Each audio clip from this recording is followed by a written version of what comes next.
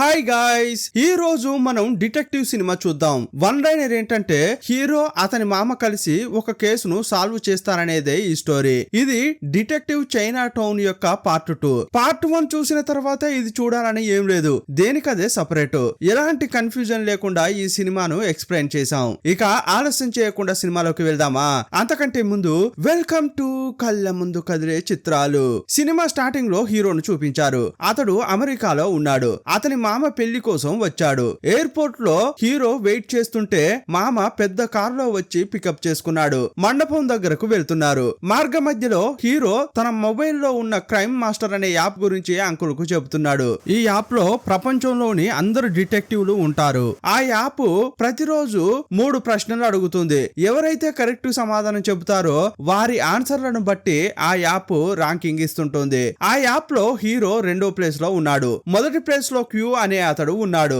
అతడు ఎవరనేది ఎవరికీ తెలియదు. మండపం దగ్గరకు వచ్చారు. లోపల చూస్తే అక్కడ ఉన్న వారంతా డిఫరెంట్ గా ఉండడంతో హీరోకు సందేహం కలిగింది. మామా, వీరంతా ఎవరు? ఒక్కరు కూడా పెళ్లికి వచ్చిన మన బంధువుల్లా అనిపించట్లేదు. ఏం గోల్మాల్ చేశావో చెప్పవయ్యా అని అడిగాడు. హీరో మామూలోడు కాదు. ఇంతకు ముందు క్రైమ్ మాస్టర్ అనే యాప్ గురించి చెప్పాడు కదా, ఆ యాప్ లో ఉండే డిటెక్టివ్స్ అంతా ఇక్కడ కూర్చుని ఉన్నారు. వెంటనే ఒక్కొక్కరిని చూసి వారి పేరు, వారి ర్యాంకు ఇలా అన్ని చెప్పాడు. ఒక జపనీస్ ను చూశాడు. అతడు 3వ ర్యాంక్ లో ఉన్నాడని చెప్పాడు. ఆ తర్వాత అంకుల్ ఇక్కడకు ఎందుకు తీసుకొచ్చాడో అనే కారణాన్ని కూడా చెప్పాడు. 4 రోజుల క్రితం చైనీస్ గ్యాంగ్స్టర్ అయిన ఒక తాత యొక్క మనవన్ని ఎవరో చంపేశారు. హంతకుణ్ణి కనిపెడితే 5 కోట్లు ఇస్తానని ఆ తాత ప్రకటించాడు. అందుకోసమే డిటెక్టివ్లు ఇక్కడకు వచ్చారు. హీరోను కూడా అసలు విషయం చెప్పకుండా అంకుల్ తీసుకొచ్చాడు. డబ్బు కోసం నేనేది చేయను, ఇక్కడ నుంచి బయలుదేరుతా అని హీరో అంటుంటే మామ కాళ్ళ వెళ్ళపడ్డాడు. నాకు 5 కోట్లు అవసరం రా, దయచేసి ఇందులో పాల్గొనరా అని బతిమిలాడుతున్నాడు. మామ బతిమిలాడడంతో హీరో కరిగిపోయాడు. హీరో లోపలికి వస్తుంటే అప్పుడు లేడీ పోలీస్ ఎంటర్ అయింది. తాత యొక్క మనవడు ఎలా చనిపోయాడో డీటెయిల్స్ అన్ని ఆ పోలీస్ ఆఫీసర్ చెప్తోంది.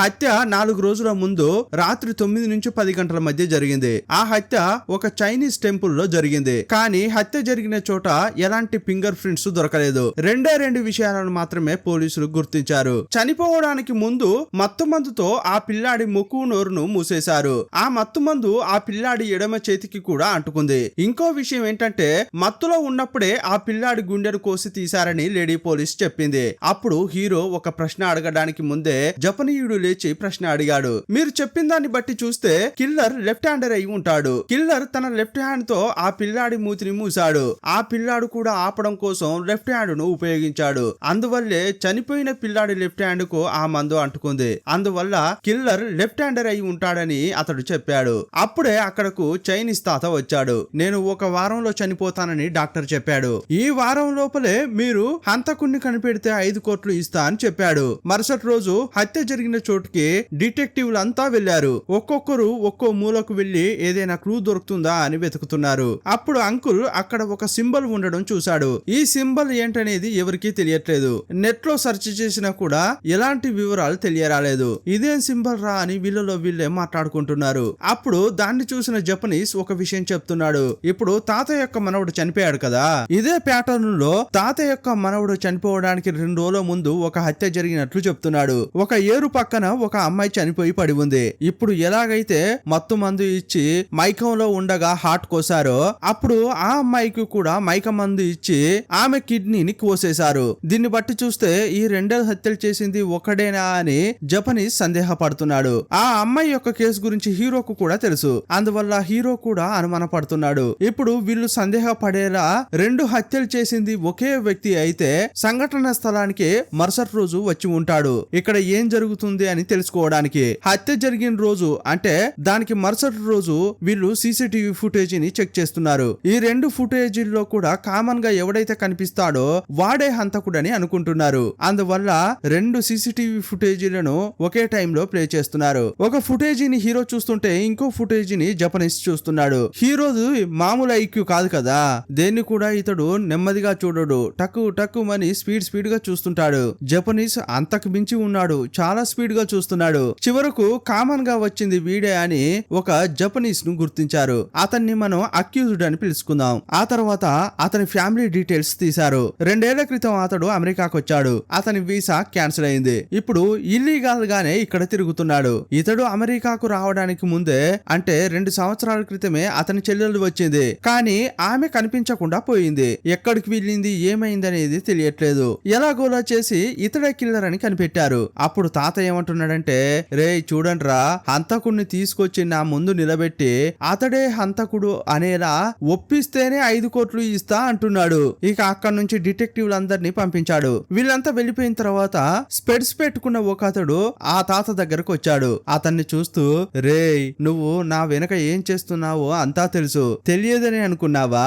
కిల్లర్ ను కనిపెట్టడానికి ముందే నేను చనిపోతాను, ఆ ఆస్తి అంతా నీకే వస్తుందని కలలు గనకు. కిల్లర్ గాని దొరకలేదనుకో ఆస్తి మొత్తం చర్చికి రాసి పెడతా అని బ్లాక్ మెయిల్ చేస్తున్నాడు. ఇంకోవైపు జపనీస్ హీరోను చూస్తూ, ఏంట్రా ఈ కేసు ఇంత త్వరగా ముగిసింది?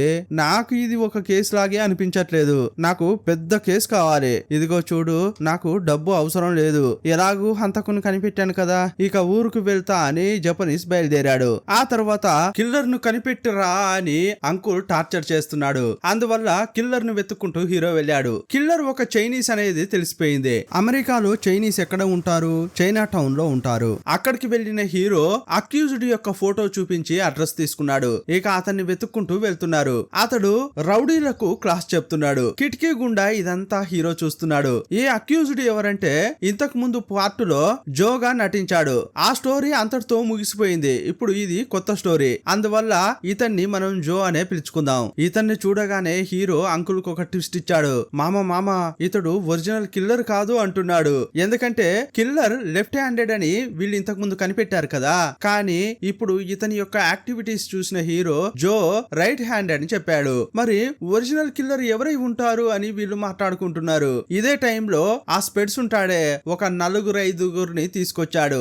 జోను ఎత్తుకెళ్లాడు. వీళ్ళు ఇక్కడికి వచ్చారని తెలియగానే బాత్రూమ్ లో ఉన్న హీరో అంకుల్ దాక్కున్నారు. అప్పుడు అనుమానంతో స్పెడ్స్ బాత్రూమ్ లోపలికి కూడా వచ్చాడు. ఆ బాత్రూమ్ లోనే హీరో అంకుల్ దాక్కున్నారు. ఇక వీళ్ళు ఉన్న సంగతి గుర్తుపట్టకుండా ఆ స్పెడ్స్ తన ప్లాన్ ను తన అసిస్టెంట్లకు చెప్తున్నాడు. ఇంతకు ముందు తాత ఏం చెప్పాడు? కిల్లర్ ను తీసుకొచ్చి నా ముందు పెట్టి వాడే కిల్లర్ అని నిరూపించాలి, లేదంటే ఆస్తంతా చర్చికి రాసి పెడతానని స్పెడ్స్ తో చెప్పాడు. కానీ కిల్లర్ ను ప్రూవ్ చేసేంత తెలివి ఈ స్పెడ్స్ కు లేదు. అందువల్ల ఇతని ప్లాన్ ఏంటంటే ఈ అక్యూజ్ ను కిడ్నాప్ చేసి తీసుకెళ్లి మార్గ మధ్యలో హత్య చేసి డెడ్ బాడీని తీసుకెళ్లి తాత ముందు పెడతారు. అప్పుడు ఆ తాత ఇతడే కిల్లర్ అని నమ్ముతాడు. ఇలా ప్లాన్ వేసుకుని అతన్ని కారులో ఎక్కిస్తున్నారు. ఇదంతా చూసిన అంకుల్ అతన్ని కాపాడాలి అని హీరోకు చెప్పాడు. మామ వాళ్ళు గాని మనల్ని చూసారనుకో పిచ్చ కొట్టుడు కొడతారు, ఎందుకయ్యా అని అంటున్నాడు. అప్పుడు చివరకు ముఖం కనిపించకుండా అతన్ని కాపాడాలని అనుకున్నారు. అందువల్ల వీళ్ళు వేషాలు వేసుకున్నారు. అంకుల్ వీళ్ళ కారు వచ్చేటప్పుడు దారి మధ్యలోకి వెళ్లి నిలబడ్డాడు. రే మీరు మగవాళ్ళైతే నాతో పోటీ పడండి రా అంటున్నాడు. వాళ్ళంతా అంకుల్ ను కొట్టడానికి వెళ్తుంటారు. ఇంకోవైపు హీరో స్పైడర్ వేషంలో వచ్చి కారు లోపల ఒంటరిగా ఉన్న జోను కాపాడడానికి ప్రయత్నిస్తున్నాడు. అప్పుడు వీరి మధ్య చేసింగ్ జరుగుతోంది. అప్పుడప్పుడు ఫైట్ కూడా జరుగుతోంది. ఒకానొక సమయంలో అంకుల్ వేసుకున్న మాస్క్ ను ఒక అతడు తీసేశాడు. అంకుల్ యొక్క ముఖాన్ని చూశారు. ఇంకోవైపు హీరో యొక్క డ్రెస్ కూడా ఊడిపోయింది. చివరకు ఈ జోను కాపాడేది ఎవర్రా అంటే హీరో అంకుల్ అని వాళ్ళకి తెలిసిపోయింది. వాళ్ళను వెంబడించి మరీ కొడుతున్నారు. అక్కడి నుంచి ఎలాగోలా తప్పించుకున్నారు. ఒక చోట ఈ ముగ్గురు రెస్ట్ తీసుకుందామని అనుకుంటున్నారు. అదే టైంలో వీళ్ళ దగ్గర దొంగతనం చేయడానికి ముగ్గురు అమెరికన్లు వచ్చారు. ముగ్గురు కూడా డిటెక్టివ్ లాగా కోటు సూటు వేసుకున్నారు. అప్పుడు హీరో అతని గ్యాంగ్ ఈ ముగ్గురును కొట్టి వాళ్ళు వేసుకున్న ఆ కోట్లను తీసి వీళ్ళు వేసుకున్నారు. ఇక డిటెక్టివ్ లాగా మాస్ గా నడుచుకుంటూ వెళ్తున్నారు. ఏరు పక్కన ఒక అమ్మాయి యొక్క డెడ్ బాడీ దొరికిందని అనుకున్నాం కదా, అక్కడికి వెళ్లారు. ఆ తర్వాత పక్కనే ఉన్న హార్బర్ కి వెళ్లారు. ఈ హార్బర్ ఇప్పుడు యూజ్ లో లేదు. ఆ హార్బర్ కు వెళ్లి హీరో చూసేటప్పుడు కింద రక్తపు మరకలున్నాయి. ఇక్కడే హత్య జరిగిందని హీరో కనిపెట్టాడు. యాక్చువల్ గా ఇదే జరిగి ఉంటుందని హీరో ఆలోచిస్తున్నాడు. అది విజువల్ గా కనిపిస్తోంది. కిల్లర్ ఈ అమ్మాయికి మత్తు మందు ఇచ్చిన తర్వాత కిడ్నీ తీశాడు. అప్పుడు ఆమె మైకంలో ఉంచి బయటకు వచ్చింది. అందువల్ల దేక్కుంటూ ఇక్కడికి వచ్చింది. అక్కడ రక్తపు మరకలు చూస్తే అలాగే ఉన్నాయి. ఇక్కడే కిల్లర్ ఆమెను చంపి డెడ్ బాడీని ఇక్కడ విసిరాడు. ఇక్కడ నుంచేనే డెడ్ బాడీ ఒడ్డుకు వచ్చిందని చెప్పాడు. ఇక్కడ కూడా ఇంతకు ముందు చైనీస్ టెంపుల్ లో ఒక సింబల్ చూసామే, అదే సింబల్ ఇక్కడ ఉంది. ఈ సింబల్ గురించి ఎవరిని అడిగితే తెలుస్తుందిరా అని హీరో ఆలోచిస్తున్నాడు. అప్పుడు అంకుల్ ఒక అతని గురించి చెప్పాడు. నా మాస్టర్ ఒక ఆయన ఉన్నాడు, అతని దగ్గరకు వెళ్దామన్నాడు. ఆ సింబల్ అతనికి చూపించి దీని అర్థం ఏంటి అని హీరో అడిగాడు. అప్పుడు అతడు తనకు తెలిసిన కొన్ని విషయాలు చెప్పాడు. దీని గురించి పూర్తిగా తెలియాలంటే లైబ్రరీలో ఒక బుక్ ఉంటుంది, మొదట అక్కడికి వెళ్లి బుక్ చదవండి అయ్యా అని చెప్పాడు. ఇక ముగ్గురు లైబ్రరీకి వెళ్లి బుక్ ను వెతికారు. చివరకు జోనే ఆ బుక్ ను కనిపెట్టాడు. హీరో ఆ బుక్ తీసుకుని చూశాడు. వీళ్ళు వెతుక్కుంటూ వచ్చిన సింబల్ అందులో ఉంది. అప్పుడు బుక్ ను మొత్తం తిప్పి చూస్తుంటే చివరి పేజీ కనిపించట్లేదు. దాన్ని ఎవరో చించి పడేశారు. మరి లైబ్రరీ నుంచి బుక్ తీసుకు వెళ్లిన వాడే కదా ఆ పేపర్ ను చింపాలి. అదంతా తెలుసుకోవడం కోసం ఈ డిటెక్టివ్లందరిలో కూడా ఒక హ్యాకర్ అమ్మాయి ఉంటుంది. ఆమెకు ఇప్పుడు హీరో మెసేజ్ పెట్టాడు. లైబ్రరీ నుంచి ఈ బుక్ ను ఎవరెవరు తీసుకెళ్లారో ఆ లిస్టు నాకు కావాలి అని ఆమెకు చెప్పాడు. వెంటనే ఆమె నేను ఇప్పుడే హ్యాక్ చేస్తా అంది. చివరకు ఆ బుక్ ను ఎవరెవరు తీసుకెళ్లారో ఆ డీటెయిల్స్ కూడా ఇచ్చింది. ఇందులో ట్విస్ట్ ఏంటంటే ఈ బుక్ ను చివరగా తీసుకెళ్లింది జో. ఒరే దుర్మార్గుడా, అయితే ఆ కిల్లర్ నువ్వేనా అని హీరో అనుకుంటున్నాడు. ఆ తర్వాత చూస్తే బుక్ యొక్క చివరి పేజీ చిరిగిపోయి ఉందే. ఆ పేపర్ ను కూడా కనిపెట్టి ఇవ్వమని అడిగాడు. ఇప్పుడు వీళ్ళు ఉండడానికి చోటు లేదు. అందువల్ల జో ఏమంటున్నాడంటే నాకు ఒక పార్కు తెలుసు, అక్కడికి పోలీసులు ఎక్కువగా రారు, అక్కడ ఉందామని తీసుకెళ్తున్నాడు. పార్కులోకి వీళ్ళు నడుచుకుంటూ వస్తుంటే అక్కడ ఒక ట్విస్ట్ పెట్టారు. ఆ పార్కు లోపల కిల్లర్ ఎవరునో చంపుతున్నాడు. ఇది చూసి ముగ్గురు స్టన్ అయిపోయారు. వెంటనే హీరో జోను చూస్తూ పోలీసులకు కాల్ చేయమన్నాడు. ఆ తర్వాత మైకంలో పడి ఉన్న వాడిని చూడు అని చెప్పి అంకుల్ హీరో మాత్రం కిల్లర్ ను వెంబడిస్తున్నారు. ఒకానొక సమయంలో అంకుల్ పరిగెత్తలేక ఆగిపోయాడు. కానీ హీరో ఊరికే ఉండలేదు, కిల్లర్ ను ఫాలో అవుతూ వెళ్ళాడు. పరిగెత్తుతున్న కిల్లర్ సడన్ గా ఆగి హీరో వైపు తిరిగాడు. చేతిలో ఉన్న కత్తిని చూపించాడు. హీరో దగ్గర ఎలాంటి ఆయుధం లేదు. అందువల్ల హీరో కొంచెం భయపడిపోయాడు. అదే టైంలో కిల్లర్ తప్పించుకుని పారిపోయాడు. అక్కడికి అంకుల్ జో ఇద్దరు వచ్చారు. అప్పుడు హీరో జోన్ అడుగుతున్నాడు, హలో నువ్వు ఏదైనా నా దగ్గర దాస్తున్నావా అన్నాడు. అప్పుడు అతడు దొరికిపోయానా ఏంటి అని కొన్ని వాస్తవాలు చెప్పాడు. మనం ఇప్పుడు లైబ్రరీలో చూసామే, ఆ బుక్ ను ఆల్రెడీ చదివాను. ఆ బుక్ చదవాలని నాకు సజెస్ట్ చేసింది క్యూ అని చెప్పాడు. ఆ యాప్ లో మొదటి వరుసలో ఉన్నాడే అతడే క్యూ. హత్యలు జరిగిన 2 చోట్లకి ఇతడు వెళ్ళాడు కదా, అక్కడికి కూడా నన్ను వెళ్ళమని చెప్పింది అతడే అని అన్నాడు.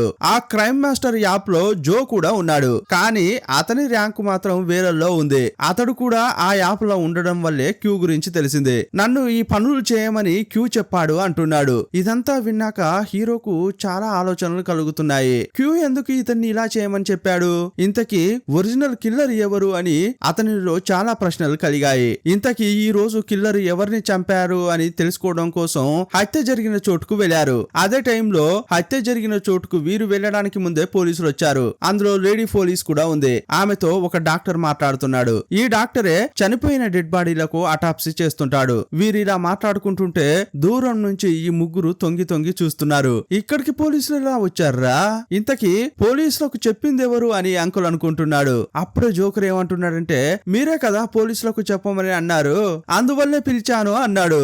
ఆ తర్వాత ముగ్గురు హాస్పిటల్ కు వెళ్లారు. ఇప్పుడు చనిపోయిన వారి యొక్క డీటెయిల్స్ అటాప్సీ చేసిన డాక్టర్ దగ్గర ఉంటాయి కదా, ఆ డీటెయిల్స్ తెలుసుకోవడం కోసం హాస్పిటల్ కు వెళ్లారు. వీళ్ళను పోలీసులు వెతుకుతున్నారు కదా, అందువల్ల వేషాలు వేసుకుని వెళ్లారు. డాక్టర్ రూమ్ కు వెళ్లి ఒక్కో చోట డీటెయిల్స్ వెతుకుతున్నారు. అప్పుడు హీరో డాక్టర్ యొక్క టేబుల్ లో వెతుకుతున్నాడు. చనిపోయిన డాక్టర్ భార్య యొక్క ఫోటో, కొన్ని మందులు అన్ని ఆ టేబుల్ లో ఉన్నాయి. ఒకానొక సమయంలో నిన్న చనిపోయిన వ్యక్తి యొక్క డీటెయిల్స్ దొరికాయి. ఒక హత్యలో హార్ట్, ఇంకో హత్యలో కిడ్నీ తీశాడు కదా కిల్లర్, నిన్న జరిగిన హత్యలో లివర్ తీశాడు. రూమ్ లో హీరో అంతా వెతుకుతున్న క్రమంలోనే అక్కడికి డాక్టర్, లేడీ పోలీస్ వచ్చారు. హీరో అంకుల్ ఒక చోట దాక్కున్నారు. కానీ జో టక్కున దాక్కోలేకపోయాడు. ఆలోపే వాళ్ళు లోపలికి వచ్చారు. అయ్యోయ్యో వీళ్ళ నుంచి ఎలా తప్పించుకునేది అని ఆలోచించిన జో అతని ముఖాన్ని దాచిపెట్టుకుని నేను క్లీన్ చేయడానికి వచ్చాను, పని అయిపోయింది, ఇక వెళ్తున్నా అని సందేహం కలగకుండా ఎస్కేప్ అయ్యాడు. కొంచెం సేపు అయ్యాక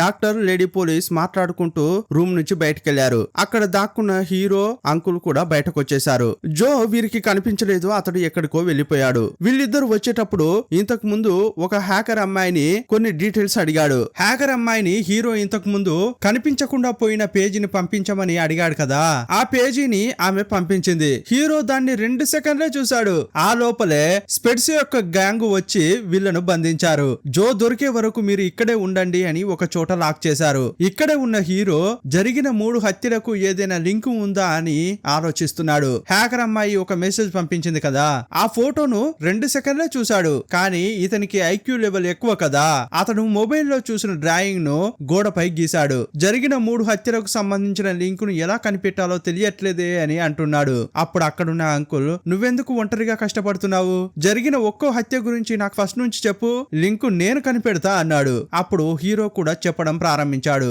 మొదట చైనీస్ టెంపుల్ లో జరిగింది కదా, ఆ హత్య గురించి చెప్తున్నాడు. అక్కడ ఒక చైనీస్ వ్యక్తిని చంపారు. అతడు ప్రాణాలతో ఉండగానే అతని హార్ట్ ను కోసేశారు. ఇప్పుడు ఒక టెంపుల్ లో జరిగింది కదా, అందులోని దేవుడు ఫైర్ ఎలిమెంట్ ను ఫోకస్ చేసే దేవుడు. మన బాడీ పార్ట్స్ లో 5 పార్ట్స్ ను 5 ఎలిమెంట్లుగా విభజించారు. అందులో ఫస్ట్ హార్ట్, అది ఫైర్ అనే ఎలిమెంట్ ను సూచిస్తుంది. రెండోది కిడ్నీ, అది వాటర్ అనే ఎలిమెంట్ ను సూచిస్తుంది. మూడోది లివర్, అది వుడ్ ను సూచిస్తుంది. నాలుగోది లంగ్స్, అది మెటల్ ను సూచిస్తుంది. ఐదోది స్టమక్, అది ఎర్త్ అనే ఎలిమెంట్ ను సూచిస్తుంది. దీన్ని 5 ఎలిమెంట్ థియరీ అని అంటారు. దీన్ని బేస్ చేసుకునే కిల్లర్ అన్ని హత్యలు చేస్తున్నాడని అంకుల్ కనిపెట్టాడు. టెంపుల్ లో జరిగిన హత్యలో హార్ట్ కట్ చేసి తీశారు. అప్పుడు టైము 9 నుంచి 10 గంటలు. ఈ టైమింగ్ ఫైర్ ఎలిమెంట్ కు సంబంధించింది. అంకుల్ కు రాసులు, నక్షత్రాలు వీటి గురించి బాగా తెలుసున్నట్లుంది. అతడు టైమింగ్ ను బట్టి ఇది ఫైర్ ఎలిమెంట్ కు సంబంధించిందని అన్నాడు. ఆ తర్వాత ఒక అమ్మాయిని చంపాడు. ఆమె కిడ్నీని కట్ చేశాడు. కిడ్నీ వాటర్ ఎలిమెంట్, వాటర్ ఉన్న చోట ఆమెను చంపారు. ఆ టైమింగ్ కూడా వాటర్ కు సంబంధించిన టైమింగ్. అచ్చం ఇలాగే పార్క్ లో కూడా జరిగింది. 5 ఎలిమెంట్ థియరీని బేస్ చేసుకునే అతడు హత్యలు చేస్తున్నాడని ఈ అంకుల్ చెప్పాడు. ఇంతకు ముందు 3 చనిపోయారు కదా, వారి యొక్క డీటెయిల్స్ ను హీరో ఇంతకు ముందు చూశాడు. వాళ్ళ డేట్ ఆఫ్ బర్త్ నీకు గుర్తుందా అని అంకుల్ అడిగాడు. అప్పుడు హీరో బాగా ఆలోచించాడు. 3 యొక్క డేట్ ఆఫ్ బర్త్ చెప్పాడు. ఆ 3 కూడా ఏ ఎలిమెంట్ నైతే బేస్ చేసుకుని చనిపోయారో ఆ ఎలిమెంట్ కు సంబంధించిన డేట్ అండ్ టైమింగ్ లోనే పుట్టారు. ఇది కూడా కనిపెట్టి అంకుల్ చెప్పాడు. ఇదంతా విన్న తర్వాత హీరో ఆ హ్యాకర్ అమ్మాయి ఒక పేజీని పంపించింది కదా, ఆ డ్రాయింగ్ ను అమెరికాలోని ఒక స్ట్రీట్ మ్యాప్ ను మైండ్ లోకి తెచ్చుకున్నాడు. అందులో 5 పార్ట్స్ ఉన్నాయి. వాటిలో 3 పార్ట్స్ దగ్గర కూడా ఈ హత్యలు జరిగాయి. 5 ఎలిమెంట్ అంటే 5 హత్యలు చేయాలి కదా. ఇప్పటి వరకు కిల్లర్ 3 హత్యలు చేశాడు. నెక్స్ట్ హత్య మెటల్ కు సంబంధించి జరగబోతోంది. అప్పుడు దానికి సంబంధించిన టైమింగ్ ఏదని హీరో అంకుల్ ను అడిగాడు. ఈ రోజు మధ్యాహ్నం 1 గంటపై స్టార్ట్ అవుతుందని అంకుల్ చెప్పాడు. ఇక్కడ నుంచి ఎలా తప్పించుకోవాలరా అని వీళ్ళు ఆలోచిస్తున్న క్రమంలో సడన్ గా అక్కడికి హ్యాకర్ వచ్చింది. భోజనంలో మత్తు మందు కలిపి రౌడీలకి ఇచ్చింది. ఆ తర్వాత వీళ్ళంతా ఎస్కేప్ అయ్యారు. ఈమెకెలా లొకేషన్ తెలిసిందంటే హీరో యొక్క నెంబర్ ఆమె దగ్గర ఉంది కదా, ఆ నంబర్ ను ట్రేస్ చేసి ఇక్కడికి వచ్చింది. బయటకు వచ్చిన తర్వాత డ్రాయింగ్ మ్యాప్ ను చూసుకున్న తర్వాత మెటల్ ను బేస్ చేసి నెక్స్ట్ ఎక్కడ హత్య జరగబోతోంది అనేది కనిపెట్టారు. అది ఒక మెటల్ ఫ్యాక్టరీ. ఆ ఫ్యాక్టరీకి కార్ లో వెళ్తున్నారు. వీళ్ళకంటే ముందే క్యూ అని ఒక అతడు ఉన్నాడు కదా, అతడు డ్రీమ్ మాస్టర్ యాప్ లో ఒక పోస్ట్ అప్లోడ్ చేశాడు. మీకు 5 కోట్లు కావాలా, కిల్లర్ మెటల్ ఫ్యాక్టరీలోనే ఉన్నాడు, వెళ్లి పట్టుకోండి అని పోస్ట్ పెట్టాడు. అతనికి ఈ విషయం ఎలా తెలిసిందో తెలియట్లేదు. వీళ్ళు మెటల్ ఫ్యాక్టరీకి వచ్చారు. వీరికంటే ముందే అక్కడ జో ఉన్నాడు. క్యూ అనే అతడు పోస్ట్ పెట్టాడు కదా, అది చూసి ఇతడు వచ్చాడు. ఇతడు మాత్రమే కాదు, చాలా మంది డిటెక్టివ్లు, పోలీసులు కూడా వచ్చారు. లోపలికొచ్చి చూస్తే చీకటిగా ఉంది. సడన్ గా లైట్లు వెలిగాయి. అప్పుడు ఒక ట్విస్ట్ పెట్టారు. అక్కడ చూస్తే స్పెడ్స్ చనిపోయి పడి ఉన్నాడు. అతన్ని ఎవరు చంపారో తెలియట్లేదు. లేడీ పోలీసు అక్కడే ఉంది. ఇతన్ని చంపింది ఇక్కడ ఉన్న డిటెక్టివ్లలో ఒకరు అని ఆమె సందేహపడింది. అందరిని పట్టుకొచ్చి జైల్లో వేసింది. జైల్లో ఉన్న హీరోకు టక్కున ఒక విషయం స్ట్రైక్ అయింది. కిల్లర్ 5 ఎలిమెంట్ థియరీని బేస్ చేసుకునే హత్యలు చేస్తున్నాడు. చనిపోయిన వారి డేట్ ఆఫ్ బర్త్ కూడా ఆయా కేటగిరీలకు సంబంధించిందిగా ఉంటోంది. కానీ ఇదంతా ఆ కిల్లర్ కి ఎలా తెలిసింది? వీళ్ళ యొక్క డేట్ ఆఫ్ బర్త్ తెలిస్తేనే కదా వీళ్ళు ఆయా ఎలిమెంట్ కు తగిన వారని తెలుస్తుంది.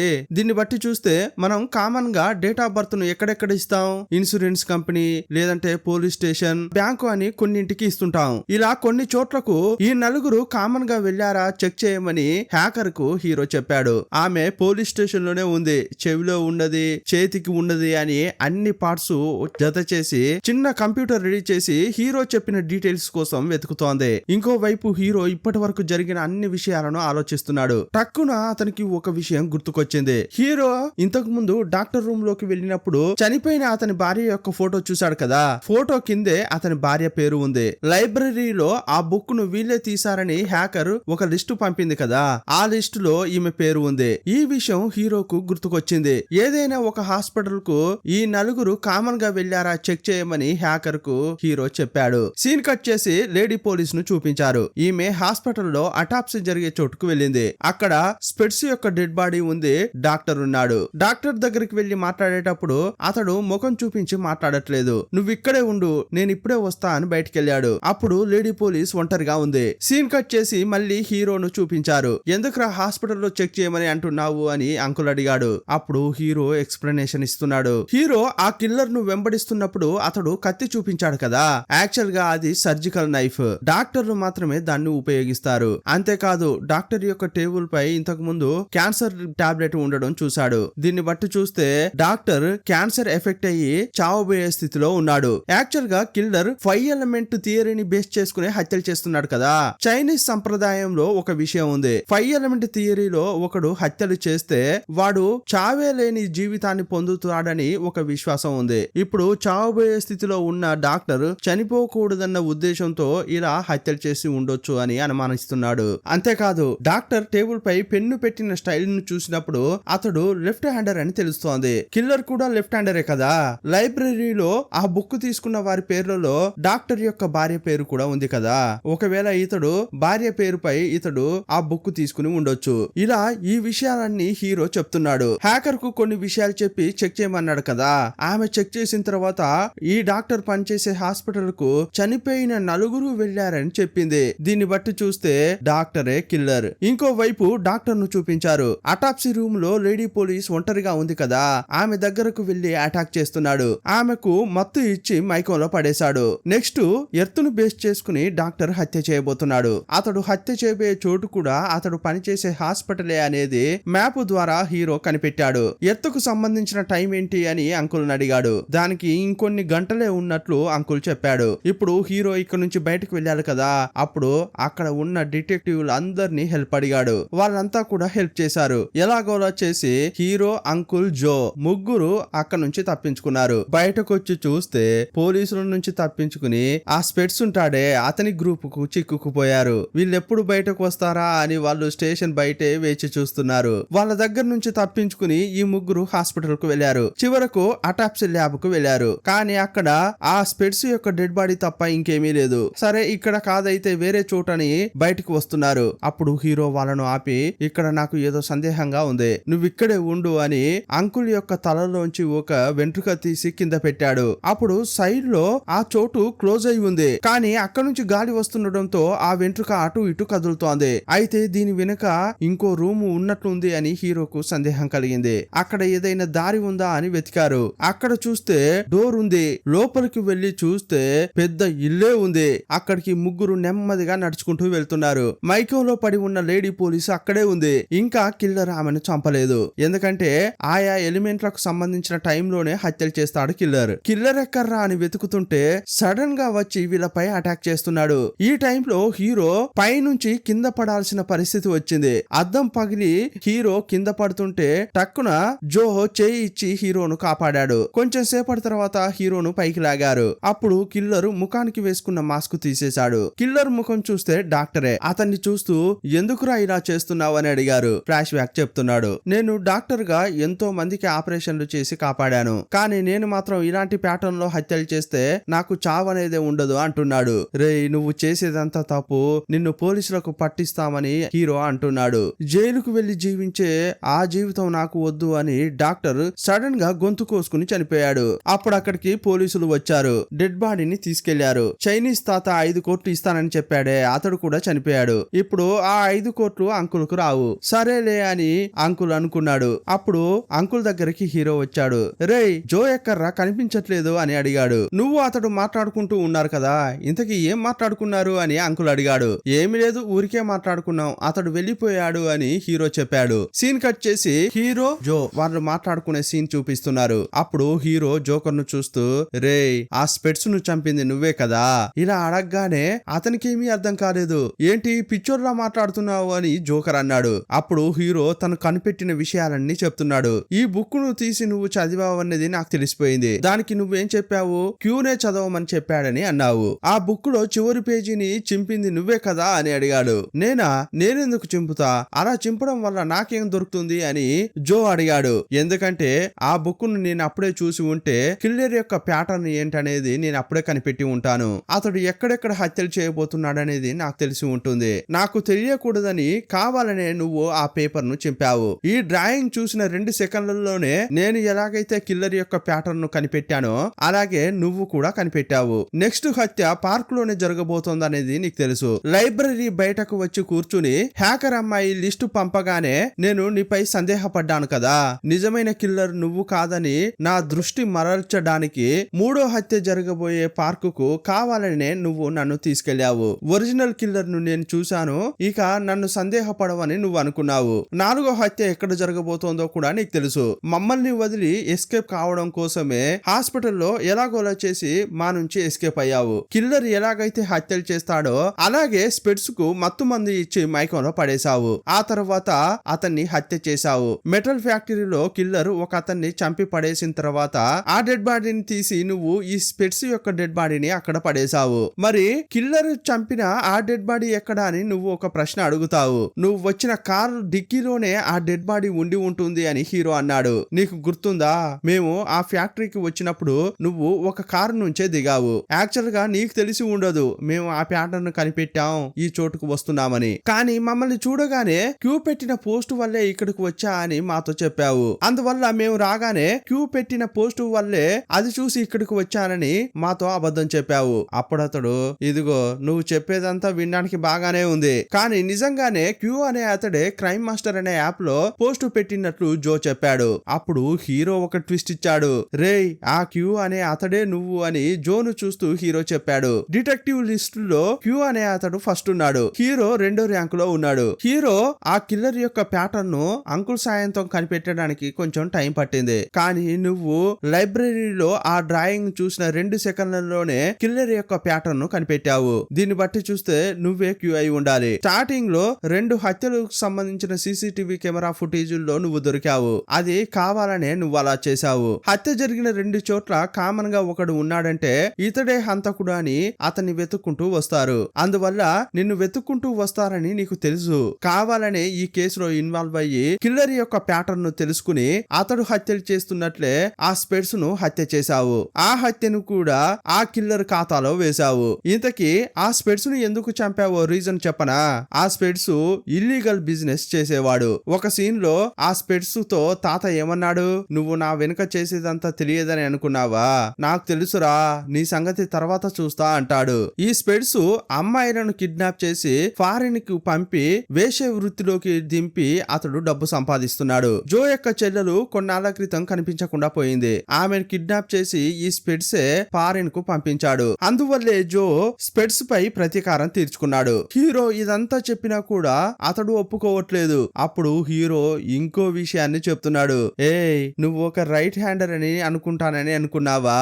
నువ్వు లెఫ్ట్ హ్యాండర్ అనేది నాకు బాగా తెలుసురా అన్నాడు. ఫస్ట్ హీరో జోను దాక్కుని చూస్తాడు కదా. హీరో దాక్కుని చూస్తున్నాడని జోకు కూడా తెలిసిందే. అందువల్ల కావాలనే లెఫ్ట్ హ్యాండ్ తో యూజ్ చేస్తున్న చాక్ పీస్ ను తీసి రైట్ హ్యాండ్ లో పెట్టుకున్నాడు. ఎందుకంటే స్టార్టింగ్ లోనే ఇతడు లెఫ్ట్ హ్యాండరు, ఇతడే కిల్లర్ అని పట్టుకుంటే ఆ తర్వాత స్పెట్స్ పై ఇతడు ప్రతీకారం తీర్చుకోలేడు కదా.